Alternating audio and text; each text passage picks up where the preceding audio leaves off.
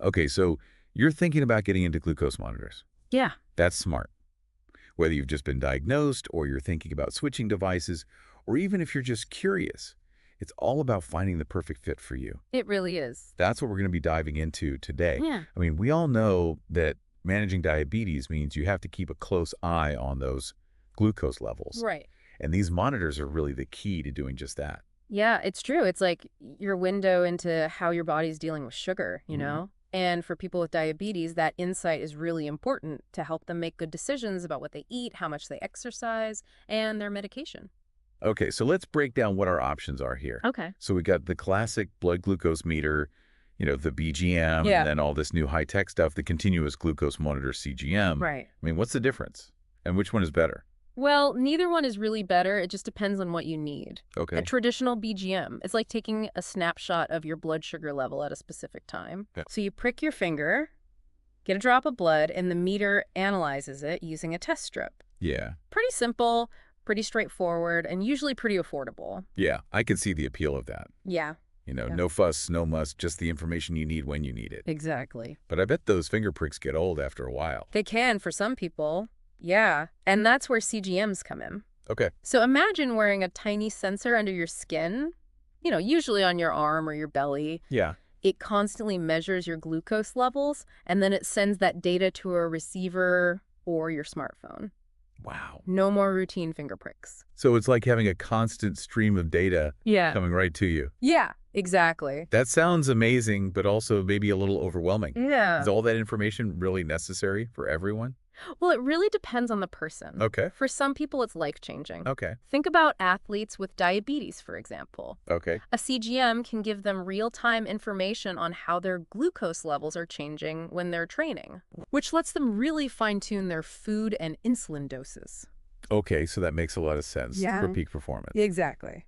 Now that you mention athletes, I'm thinking about accuracy, Oh, okay. which would be even more crucial for them because if you're relying on this data to make real-time decisions, you need to know it's accurate. Oh, absolutely. Accuracy is paramount. Yeah. So look for monitors that are FDA approved Yeah. because that means they've met these really rigorous standards Okay, for reliability. that makes sense. But keep in mind that things like temperature changes Okay. or even your hematocrit can affect the readings. Interesting. I wouldn't have even thought about that. Yeah. So, I guess the type of technology they use in the monitor could also play a role. Definitely. And you also want to consider how the device is calibrated. Okay. Some require regular calibration with a finger prick Oh, okay. to make sure they're accurate, while others are designed to be calibration-free. Oh, wow. So less hassle. Yeah, exactly. It seems like there's a lot of technical stuff at play here. There is. But when it comes down to it, choosing the right device Yeah, really depends on how accurate it is, right, how easy it is to use, right. and how well it fits into your life. Exactly. It's not one size fits all.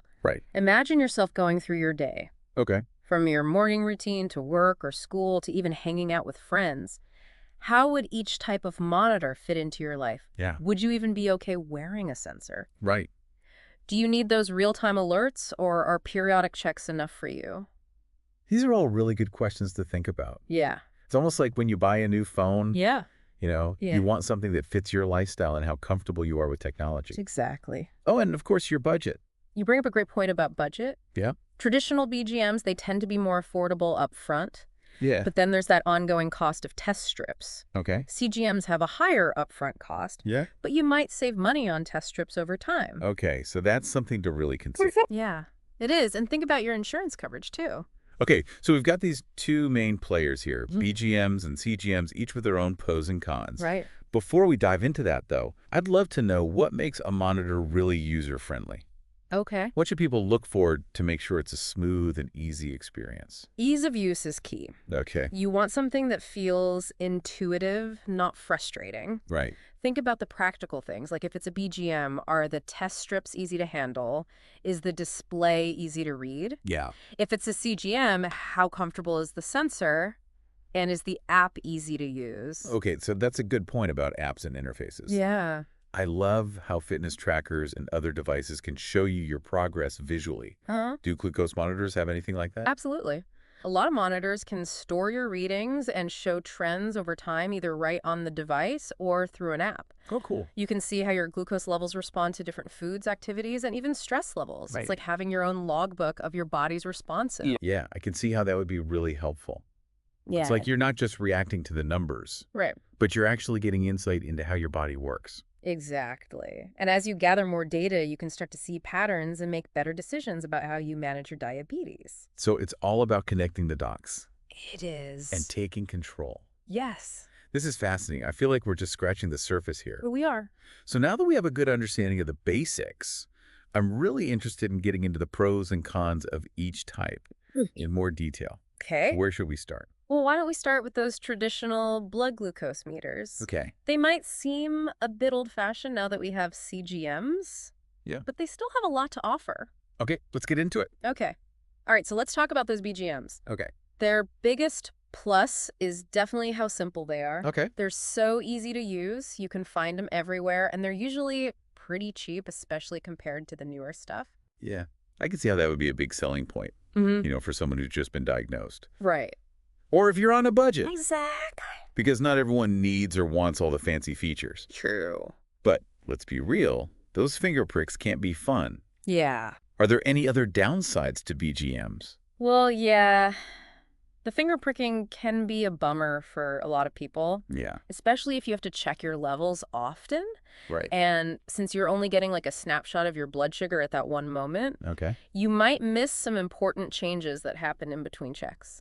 Okay, yeah, that makes sense. It's like seeing just a few frames of a movie instead of the whole thing. Ah, that's a good way to put it. Yeah, You might miss the best parts.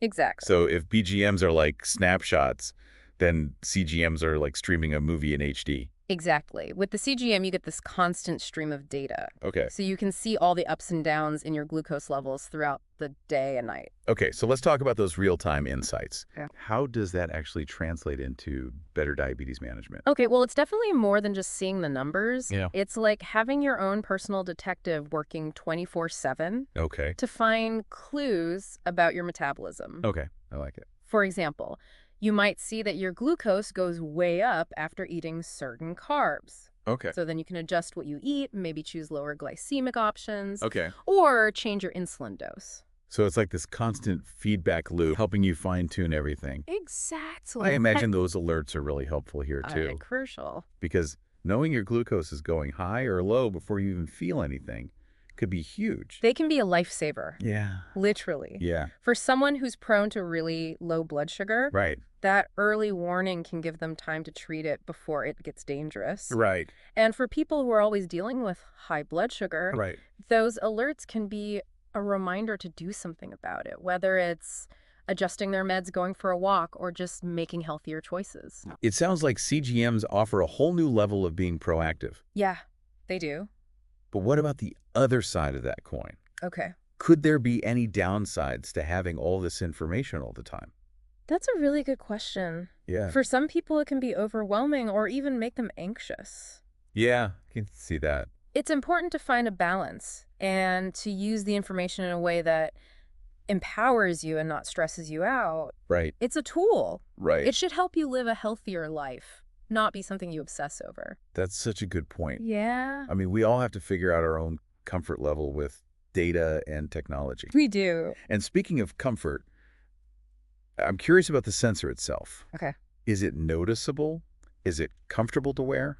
Most people find them pretty comfortable and discreet. Okay. They're tiny and thin, and the adhesive is really gentle on your skin. Uh-oh. You can wear them under your clothes, no problem. Okay.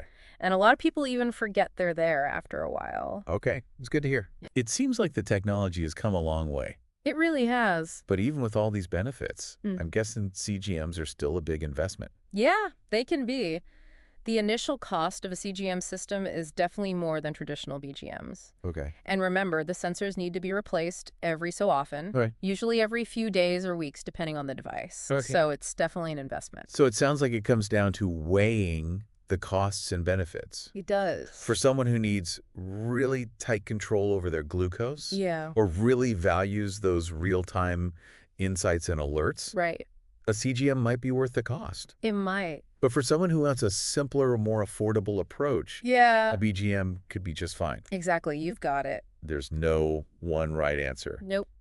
It's all about what's right for you. Exactly. And remember, this decision isn't permanent. Okay. You can always change your mind later Right. and explore different options as your life changes. Okay, that's a good point. Or your diabetes management plan. It's a journey, not a destination. Right. Speaking of journeys. Okay. I'm curious about what happens after you choose a device. Okay. What are some tips for getting started and making the most of your new glucose monitor, Okay. whether it's a BGM or a CGM? That's a great question, and that's where the real learning begins. Okay. Let's talk about how to use these devices effectively, because just having one isn't enough. Right. You got to know how to make it work for you. Okay. All right, so we've talked a lot about how these different monitors work and the pros and cons of each. We have. But now let's get practical. All right. Say you've picked out your device, Yeah. you've got it out of the box, and you're ready to go. Right. What are some tips for actually making this thing work for you? Well, first things first, don't be afraid to ask for help. Okay. Your doctor or your diabetes educator, they're amazing resources. Yeah, they know their stuff. They can walk you through how to set it up, make sure you're comfortable using it, and answer any questions you have. Yeah, that makes sense, especially in the beginning when it's all new. There's a lot to learn. There is. So beyond getting it set up, Yeah. are there any ongoing things people can do to really make the most of their monitor? Consistency is key. Okay. Make checking your glucose levels a regular habit. Whatever your doctor recommends. Okay. It doesn't matter if you're using a BGM or a CGM. Right. Those readings are only helpful if you're taking them consistently. Yeah. That's like anything else. It is. If you're only tracking your finances every once in a while, Right. you can't really see what's going on. Exactly. So it's about making it a routine, It is. like brushing your teeth. Yeah, just like that. But I imagine it's more than just collecting data. It is. What are some ways to actually use those readings to make changes? Start connecting the dots between your glucose levels and what else is going on in your life. Okay. Keep a journal or use an app to write down what you eat, when you exercise, how you sleep, even your stress levels. Okay. As you get more data, you'll start to notice patterns. Maybe you see your glucose spike after eating a certain food, Right. or that a walk after dinner helps even things out. Wow. So you're like a detective for your own body. You are. And the more you understand those patterns, Yeah. the better you can manage your health. Exactly. So it's all about taking control. It is. And don't be afraid to experiment. Mm. Try different exercises, find new recipes, figure out how to manage your stress. Yeah. Use your glucose monitor as a guide and not a rule book. Right. It should help you live a better life, not hold you back. Exactly. So now I'm thinking about the long term. Okay. We've covered choosing a device, getting started using it well. Right. But what if your needs change later on? Okay. Like what if you had to adjust your diabetes management plan, or you just want to try something new? That's a great point because diabetes is always changing. Yeah. And your needs will change too. So don't be afraid to rethink how you're monitoring your glucose every now and then. Okay. Maybe a BGM worked for you before, but now you want the insights and alerts from a CGM. Or maybe you started with a CGM, but it's too expensive or annoying and you want to go back to a BGM. So being flexible is important. It really is. The key is to have a system that works for you Exactly. at any given time. And of course, keep talking to your healthcare team. Yeah, they're the pros. They're your partners in all of this. Right. So don't be shy about reaching out if you have any questions or concerns or if you're just feeling lost. Yeah, that's what they're there for. They are. You don't have to do this alone. Oh, I think we've covered a ton of information today, I think so too. from how these monitors actually work to how they can really impact people's lives. It's been a great conversation. It has. Before we finish up our deep dive today, Okay. I want to leave our listeners with something to think about. Okay. Approach this whole glucose monitoring thing with a sense of curiosity. And remember, it's about taking control. I like that. Don't be afraid to try new things, Mm-hmm. ask questions, and speak up for what you need. It's your health, your journey, your story. That's a great way to put it. To all our listeners out there, stay informed, stay curious, and keep on diving deep. Until next time.